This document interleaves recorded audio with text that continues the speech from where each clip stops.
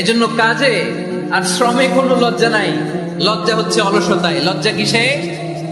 অলসতায়। বিষ্ণু ঈসা ইসলামের কাছে এক সাহাবী এসে বলল, ইয়া রাসূলুল্লাহ আ'তিনি শাইআন, আপনি আমাকে কিছু দান করেন, আমার কিছুই নাই। বিষ্ণু বললেন, তোমার কিছু নাই? সাহাবী বললেন, ইয়া রাসূলুল্লাহ পরে আমার শুধু দুইটি জিনিস আছে। কয়টা? চিল্লায় বলেন কয়টা? এক হচ্ছে একটা জামা, দুই হচ্ছে পানি খাওয়ার একটা জগ। বিষ্ণু বললেন, এই দুইটাই নিয়ে আস। বিশ্বনবীর কথা শুনে ওই সাহাবী ঘর থেকে জামা নিয়ে আসলেন, পানি খাওয়ার জগ নিয়ে আসলেন। বিশ্বনবী সাল্লাল্লাহু আলাইহি ওয়াসাল্লাম ওনার মুবারক হাত দিয়ে এক হাতে জামা ধরে আরেক হাতে পানির জগটা ধরে সাহাবীদের দিকে উদ্দেশ্য করে বললেন, মাইয়াশতারি হাদাইন, এই দুইটা জিনিস কেনার মতো কে কে আছে দেখি? কয়েকজন হাত তুললো। বিশ্বনবী বললেন, কত দিয়ে কিনবা?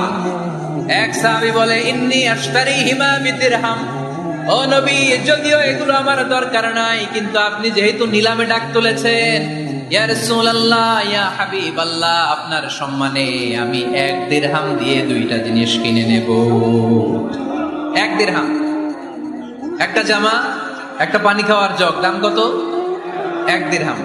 বিশ্বনবী বললেন, না না, 1 দিরহাম তো অনেক কম হয়ে যায়। মাইয়াজিদু আলা যালিক, এর চেয়ে বেশি দামে কে কিনবা?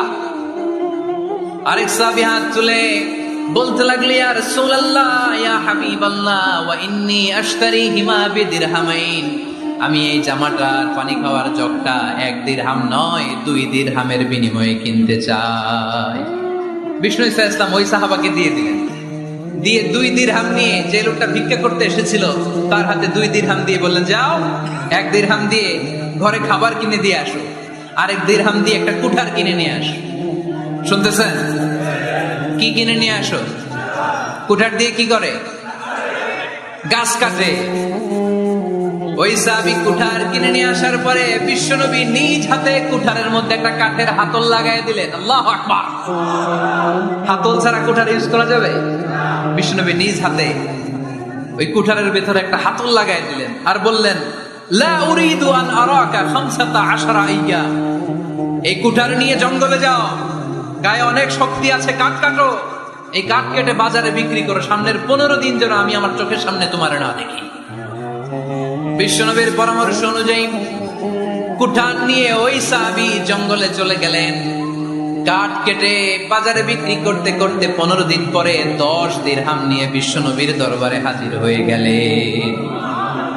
10 দিরহাম নিয়ে বিশ্বনবীর কাছে হাজির হয়ে গেলেন। সাহাবী এসে বলল, ইয়া রাসূলুল্লাহ